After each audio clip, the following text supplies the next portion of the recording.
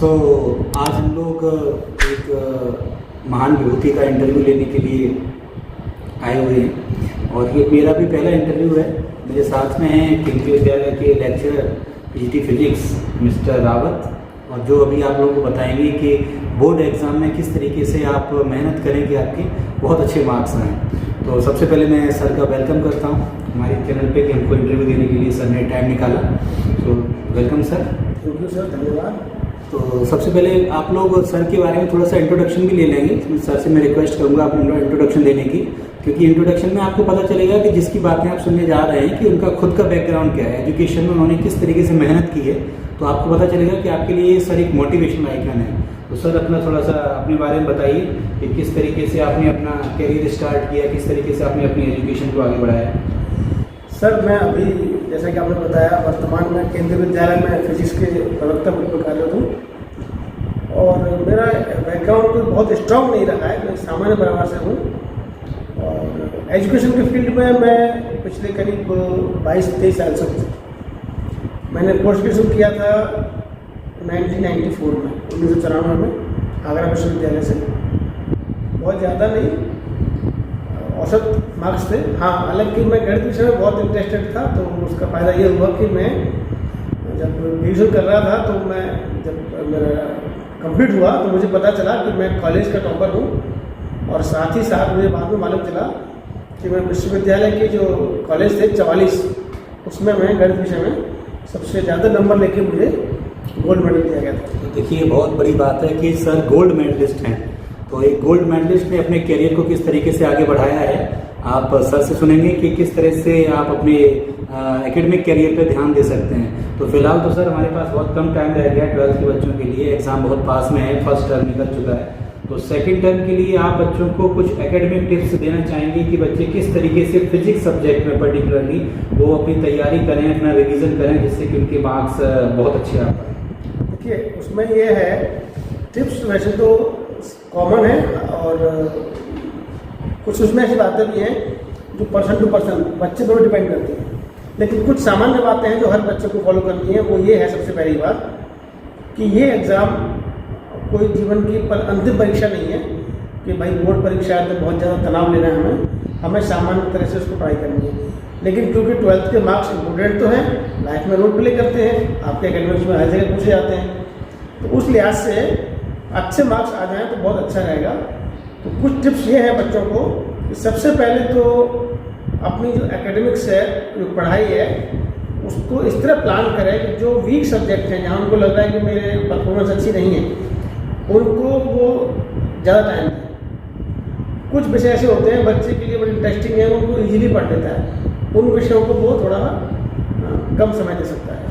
अब जैसे विज्ञान है, मीन्स फिजिक्स है, केमिस्ट्री है, मैथमेटिक्स है, ये विषय अक्सर बच्चों का समय ज़्यादा खाते हैं। तो बच्चे इनमें अभी एग्ज़ाम को देखते हुए एक काम ये करें कि वो एरियाज को सिलेक्ट कर लें जहाँ पर वो ज़्यादा प्रॉब्लम फेस करते हैं।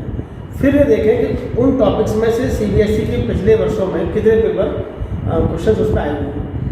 अगर उनको लगता है कि इन एरिया से ज़्यादा क्वेश्चन आए हैं और इनको मैं कर नहीं पा रहा हूँ, तो निश्चित रूप से उस पर काम करें, अपने शिक्षक की हेल्प लें या सेल्फ स्टडी करें। दूसरा, स्वास्थ्य पर भी बराबर ध्यान दें, क्योंकि इस वक्त एक और समस्या आती है कि बच्चे जैसे जैसे एग्ज़ाम आते हैं, एग्जाम के प्रेशर में स्वास्थ्य को खो देते हैं। उससे क्या है कि उनकी जो मेंटल स्टेट है वो अच्छी नहीं रहती है। अच्छा, तो अभी कुल मिला के 3 बातें सर के डिस्कशन से निकल के आई कि पहला तो आपको स्ट्रेस बिल्कुल नहीं लेना है, क्योंकि स्ट्रेस ये करेगा कि जो मेहनत आप कर रहे हो उसको भी बेकार कर देगा। तो स्ट्रेस लिए बिना काम करना है। ये एग्ज़ाम कोई लाइफ का लास्ट एग्ज़ाम नहीं है। दूसरी बात सर बता रहे हैं कि आप जो सारे सब्जेक्ट्स आपके पास हैं उनमें से जो आपको थोड़े टफ सब्जेक्ट लग रहे हैं उन पर थोड़ा अटेंशन ज़्यादा दीजिए। और इसके बाद में सर बता रहे हैं कि आप एक प्रायोरिटी डिसाइड कर लीजिए, उसके हिसाब से आपको अपनी तैयारी करनी है। लेकिन सर आप पर्टिकुलरली फिजिक्स में जैसे कितने चैप्टर हैं, बच्चे कौन से चैप्टर ऐसे हैं जिनको करके बच्चा ज़्यादा अच्छे नंबर ला सकता है। मान लीजिए कोई कमज़ोर बच्चा है, सारे पूरे सिलेबस को तैयार नहीं कर पा रहा है, कौन से चैप्टर तैयार कर ले जिससे उसका एकेडमिक में अच्छे मार्क्स आ जाए। देखिए उसके लिए ऐसा हो सकता है कि जैसे फिजिक्स में अभी क्योंकि इस बार CBSE ने आपको पता ही होगा कि 2 टर्म एग्जाम कराया है जी, टर्म 1 और टर्म 2, तो सिलेबस भी ज़्यादा कर दिया है। टर्म 2 में इनके चैप्टर हैं electromagnetic waves, optics, dual nature, atom, nuclear and semiconductor. इसमें जो आसान चैप्टर है बच्चा जहाँ इजीली कवर कर सकता है वो सेमीकंडक्टर है, केमिस्ट्री से मिलता हुआ है, बच्चा वहाँ से हेल्प कर सकता है। ड्यूअल नेचर वो भी बहुत आसान चैप्टर है, वहाँ भी जल्दी कर सकते हैं। हाँ, इस ड्यूअल नेचर में कुछ आंतरिक प्रश्न आते हैं, वो थोड़े से एक एवरेज बच्चों के लिए टफ हो सकता है। रे ऑप्टिक्स जो क्लास 10th का बहुत बड़ा हिस्सा है, उसमें रे डायग्राम बनाना हो, रिफ्रैक्शन हो, वो चीज़ें बच्चे जरूर करें, क्योंकि ऑप्टिक्स सबसे ज़्यादा मार्क्स का इसमें है, 14 मार्क्स का आएगा। उसको जरूर करें, क्योंकि उसमें से अगर आपने छोड़ दिया तो आप काफ़ी बड़ी चीज़ें लूज कर लेंगे। अच्छा, तो मतलब सर के हिसाब से ये जो चैप्टर सर जो बता रहे हैं ये मिनिमम पासिंग के लिए बच्चों को तैयार कर लेने हैं। इतने चैप्टर आप तैयार करके पासिंग क्राइटेरिया अच्छे से फॉलो कर लेंगे। सर ऐसे कौन से चैप्टर हैं जो फिजिक्स में बच्चे को 90% से ऊपर लाने में रोक लेते हैं, जिस पर बच्चे को ज़्यादा फोकस करना पड़ता है 90+ वाले बच्चों को? अक्सर बच्चे क्या होता है कि जो बच्चे बायोलॉजी बैकग्राउंड से होते हैं वो अक्सर जो न्यूमेरिकल प्रॉब्लम्स होती हैं उनको सॉल्व करने में थोड़ा सा डरते हैं और कई बार वो चूक जाते हैं। तो उन बच्चों को जो मैथमेटिकल सेगमेंट है जहाँ पर न्यूमेरिकल सेक्शंस आते हैं उनको ज़्यादा फोकस करना चाहिए, क्योंकि यही वो जगह है जहाँ पर वो लूज कर देते हैं। होता क्या है, सीबीएसई का जो पेपर पैटर्न है वो कुछ इस तरह से है कि टोटल जो 100% है उसमें से 15% तो बहुत सिंपल बनाया जाता है, 15% बहुत टफ बनाया जाता है, 70% बनता है एवरेज।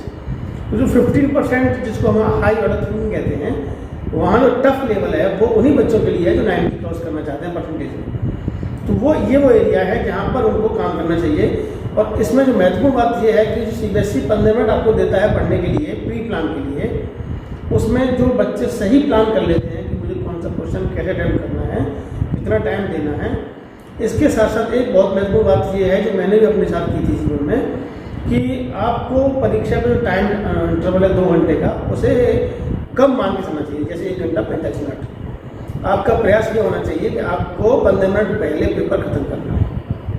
उसका फ़ायदा ये होगा कि जैसे ही आपके पास 15 मिनट बचेंगे, आप अपना पेपर जब रीचेक करेंगे तो 100% आप बहुत सारी ऐसी जगह पाएंगे जहाँ पर कुछ गलती आपने कर रखी है, चाहे डायग्राम में एरो लगाने की हो, आंसर्स में यूनिट लिखने की हो, और वो गलतियाँ आधा नंबर करके आपके 4 से 5 नंबर बचा लेती हैं। ओके, तो एक इम्पोर्टेंट बात सर ये बता रहे हैं कि आप 2 घंटे वाले पेपर को 1 घंटे 45 मिनट में कंप्लीट करने की कोशिश कीजिए। 15 मिनट लास्ट वाले जो आपके पास रह जाएंगे उस समय में एक रिव्यू लेंगे आप अपनी आंसर शीट का, और हो सकता है उसमें आपको कुछ ऐसी छोटी चीज़ें मिल जाएं जो आप गलत कर चुके हैं, जिनको आप सही कर सकते हैं। तो ये मान के चलिए कि 2 घंटे का पेपर है, आपको 1 आवर 45 मिनट्स में किसी भी तरह से कंप्लीट करके 15 मिनट में एक रिकैप लेना है क्वेश्चन पेपर का। एक देख लेना है कोई क्वेश्चन ऐसे तो नहीं जो आपको लग रहा है आपने सही की और आपने वहाँ कोई चीज़ छोड़ दी हो, तो जिससे आपके मार्क्स अच्छे होने के चांस हैं। अच्छे बच्चों के लिए बहुत ज़रूरी है। और 90+ वाले बच्चों के लिए सर ने जैसे बताया कि न्यूमेरिकल वाला पोर्शन होता है वो बच्चों को रोक लेता है 90+ लाने के लिए। तो अपने चैप्टर्स देख लीजिए, न्यूमेरिकल वाला पोर्शन थोड़ा स्ट्रांगली तैयार करना है। सर न्यूमेरिकल वो कितने मार्क्स के आते हैं लगभग एग्जाम में, इस बार क्या अंदाजे कितने? न्यूमेरिकल जो आता है फिजिक्स की जहाँ तक बात है वो आता है करीब 20%, मीन्स 35 में आप मान के चलिए 8 नंबर 7 नंबर तक न्यूमेरिकल का पार्ट आएगा। ओके, तो ये 7-8 नंबर भी 90+ वाले बच्चों के लिए बहुत ज़रूरी है। तो सर इसमें ऐसा माना जा सकता है कि कोई बच्चा अगर पढ़ाई कर रहा है कि केवल हम पास हो जाएं, हमारे 50% मार्क्स आ जाएं, बहुत कमज़ोर है, उसने पहले कभी नहीं पढ़ पाया, जैसे लॉकडाउन के पीरियड में बच्चों के पास दिक्कत भी रही, उनको स्कूल्स नहीं मिले, फीस की प्रॉब्लम किसी के पास थी, अब उसके पास टाइम कम है, वो चाह रहा है कि 50% 60% मार्क्स केवल आ जाएँ, तो वो न्यूमेरिकल को छोड़ के भी चल सकता है कि न्यूमेरिकल पार्ट को छोड़ दे? बिल्कुल कर सकता है। इलेक्ट्रोमैग्नेटिक वेव्स ऐसा चैप्टर है जिसमें न्यूमेरिकल्स बिल्कुल नहीं आते, और आपका सेमीकंडक्टर है उसमें न्यूमेरिकल्स नहीं आते, बहुत कम आते हैं। सबसे ज़्यादा जो न्यूमेरिकल्स आते हैं वो ऑप्टिक्स में से और ड्यूअल नेचर से आते हैं। तो एटम्स और न्यूक्लियर चैप्टर से भी न्यूमेरिकल्स कम आते हैं, तो एटम्स न्यूक्लियर चैप्टर को पढ़ लेगा। और अच्छी बात है कि केमिस्ट्री का हम लिखते हुए हैं, तो अगर उसने बच्चे थोड़ी केमिस्ट्री पढ़ ली तो भी वो चीज़ें यहाँ पर हेल्प हो सकती है। बिल्कुल, तो ये एक बात बहुत ज़रूरी निकल के आ रही है कि जिन बच्चों को लग रहा है कि वो पूरा सिलेबस तैयार नहीं कर पाएंगे, न्यूमेरिकल में बहुत टफ उनको लग रहा है करने में, बायोलॉजी बैकग्राउंड से कुछ बच्चों को दिक्कत होती है न्यूमेरिकल पूरे करने में, तो सर ने उनके लिए टिप्स यही बताई कि न्यूमेरिकल वाले पार्ट अगर आपको लग रहा है कि नहीं कर पा रहे हैं तो कोई बात नहीं है, आप न्यूमेरिकल वाले पार्ट को छोड़ के थ्योरी वाले पार्ट में ज़्यादा स्ट्रेस दे सकते हैं, जिससे कि आपके जो बाकी चैप्टर्स का कंटेंट है वो तैयार होकर आपके मार्क्स को बढ़ाने में आपको हेल्प मिलेगी। इसमें एक से ज़रूरी बात यह है कि पिछले 2 साल में बच्चों ने क्योंकि ऑनलाइन सारा काम किया है, एक बहुत बड़ा नुकसान हुआ ये कि वो राइटिंग प्रैक्टिस छूट गई। अब हो ये रहा है कि बच्चा मन में तो पढ़ के याद कर रहा है, उसे बोल रहा है कि हाँ मैंने समझ लिया, लेकिन जब वो लिखने बैठता है तो वो सोचता है कि मैं इसे लिख दूँगा 2 मिनट में, लेकिन ऐसा नहीं होगा। और यही वजह है कि बच्चे पिछड़ रहे इस बार। तब मन में हमने ये देखा, हालांकि वहाँ मल्टीपल चॉइस था, लेकिन फिर भी उसके बाद जो हमने प्री बोर्ड लिया है उसमें बच्चों का ये हाल रहा।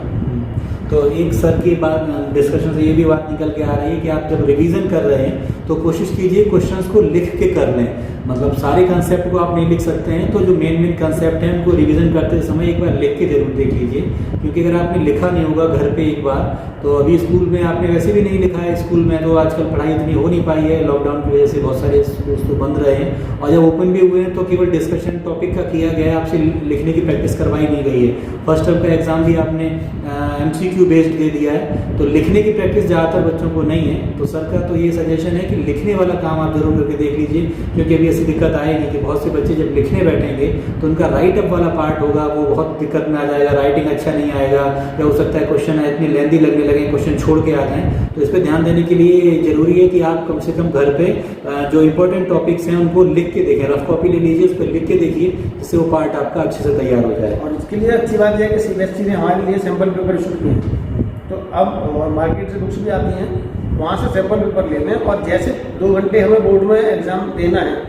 उसी माइंड सेट के साथ कम से कम हर दिन एक पेपर सॉल्व करके देखें, तो आपको 2 चीज़ें पता चलेंगी। एक तो अपना तैयारी का लेवल, और दूसरा राइटिंग स्किल, कि मैं कितना फास्ट लिख पा रहा हूँ, कितना प्रॉपर, क्योंकि फास्ट लिखने में डायग्राम गलत हो रहा है तो भी मिस्टेक है। तो ये भी देखना है कि फास्ट लिखने के साथ साथ उसमें जो प्रेजेंटेशन आपका टाइम मैनेजमेंट हो पा रहा है नहीं हो पा रहा है, टाइम मैनेजमेंट जो कर लेगा वो बहुत फायदे में रहेगा। मतलब टाइम मैनेजमेंट के लिए जरूरी है कि जो CBSE बोर्ड ने सैंपल पेपर इशू किए हैं या प्राइवेट पब्लिकेशन के बहुत सारे सैंपल पेपर मार्केट में अवेलेबल हैं, आप उनको लगाएंगे अगर, तो आपको एक टाइम मैनेजमेंट का पता चलेगा कि आप टाइम से पेपर को सॉल्व कर पा रहे हैं नहीं कर पा रहे हैं, और साथ में आपकी राइटिंग प्रैक्टिस भी अच्छी होगी। तो जिन लोगों ने सिलेबस को एक बार देख लिया है वो लोग एटलीस्ट ये काम करें कि रफ कॉपी पर उन सैंपल पेपर की प्रैक्टिस स्टार्ट करें, ये सर का एक इस पर जोर है। एक सबसे महत्वपूर्ण बात यह है कि सिलेबस से दूर न जाएं। अब इतना वक्त नहीं है हमारे पास, 1 मंथ रह गया है कि हम सिलेबस से हटें। एक्स्ट्रा नॉलेज गेन करने की जरूरत नहीं है, जो CBSE ने प्रेस्क्राइब किया है उसी पर फोकस रखें। बिल्कुल बिल्कुल, तो ये भी बहुत जरूरी बात है कि हम लोग जब पढ़ रहे होते हैं तो कई बार सर हमारे दिमाग कंसेप्ट आता है कि IIT पूछा जाएगा, हाँ, तो उसे पढ़ लेते हैं एग्जाम की, नीट की तैयारी में उसको हम पढ़ लें, तो अभी वो समय नहीं है, उन टॉपिक को अभी आप छोड़ के चल सकते हैं। अभी आप फुल कंसंट्रेट कीजिए सिलेबस पर। आप सिलेबस आपके पास हो गई तो सिलेबस को लेके और टोटल सिलेबस ओरिएंटेड पढ़ाई अपनी कीजिए। अगर 12th में आपको अच्छे मार्क्स चाहिए तो आप डेविएट होंगे, इधर उधर के कंसेप्ट बहुत ज़्यादा पढ़ेंगे तो डेफिनेटली आपके मार्क्स में नुकसान होने वाला है इससे। तो लास्ट में सर आप क्या चाहेंगे, बच्चों को क्या मैसेज देना चाहेंगे कि किस तरीके से वो जुटें पूरी तरह से, जिससे आगे वो भविष्य में सफल हो पाएँ? देखो, सबसे पहली बात तो यह है कि वो, मैंने पहले भी कहा कि ये कोई जीवन का अंतिम एग्जाम नहीं है कि भाई यही एग्जाम हमारा अगर अच्छा हुआ तो हम सक्सेसफुल रहेंगे। ढेरों एग्जाम्पल आपने खुद भी देखेंगे, और आजकल तो भैया उसका ज़माना है सोशल मीडिया का, तो इन्फॉर्मेशन कहीं छुपी नहीं है। पिछले साल की बात है जब बोर्ड एग्जाम होने वाले थे लास्ट टू लास्ट ईयर, तो एक IAS अफसर ने अपनी 10th क्लास की मार्कशीट उस फेसबुक पर पोस्ट करके ये कहा बच्चों से कि अभी मैं IAS हूँ और ये मेरी 10th क्लास की मार्कशीट है, जिसमें मेरे कुछ विषयों में मार्क्स 60% भी नहीं है। इसका सीधा सा अर्थ ये है कि आप कभी ये ना सोचें कि मेरे मार्क्स बहुत अच्छे नहीं आए तो मेरा लाइफ क्या होगा। इससे क्या होगा कि आप तनाव में नहीं आएंगे, और तनाव में नहीं आएंगे तो आप ज़्यादा बेटर कर पाएंगे। तो आपको तनाव नहीं लेना है बच्चों, बिल्कुल भी स्वस्थ रह के खुश रह के तैयारी करनी है, और ये नहीं सोचना कि नहीं इस एग्ज़ाम में मेरा खराब हो गया तो मेरा करियर खराब हो जाएगा, ऐसा कभी कुछ नहीं होता। हाँ, बस आप हेल्थ जरूर खो देंगे अगर आपने तनाव लिया और परीक्षा में भी अच्छा रिस्पॉन्स नहीं आएगा। स्वस्थ रहना है, नींद लेनी है प्रॉपर, खाना हल्का खाना है। महत्वपूर्ण बात, CBSE के बोर्ड एग्जाम में मेडिकल एक्सेप्ट नहीं होता। किसी गलती से आपकी चोट लग गई, आप गेम खेलने चले गए और आपके फ्रैक्चर आ गया, भगवान न करे, तो आप मेडिकल नहीं ले सकते कि साहब मेरे हाथ में चोट लगी मैं एग्जाम नहीं लिख पाऊँ। इसलिए ये बहुत ज़रूरी है, कोई ऐसी एक्टिविटी ना करें खेल कूद की जो आपकी फिजिकली बॉडी को कॉज करे। मेंटली खेलने का आप स्वस्थ रहें, गाने सुने, थोड़ा घर में योगा करें, एलोस करें, वॉशिंग करें, खुश रहना बहुत जरूरी है।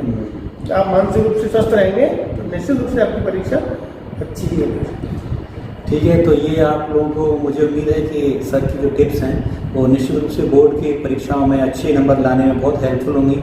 और आपका बहुत बहुत धन्यवाद सर, बच्चों के लिए आपने टाइम निकाला। और मेरी रिक्वेस्ट है आप सभी से, जो लोग इस वीडियो को देख रहे हैं, कि ये मैसेज आप जो बोर्ड एपीयरिंग स्टूडेंट्स हैं उनके पास पहुँचाएँ, तो जो टिप्स हैं सर की वो डेफिनेटली बहुत सारे बच्चों के काम में आएंगे। तो thank you very much sir. धन्यवाद।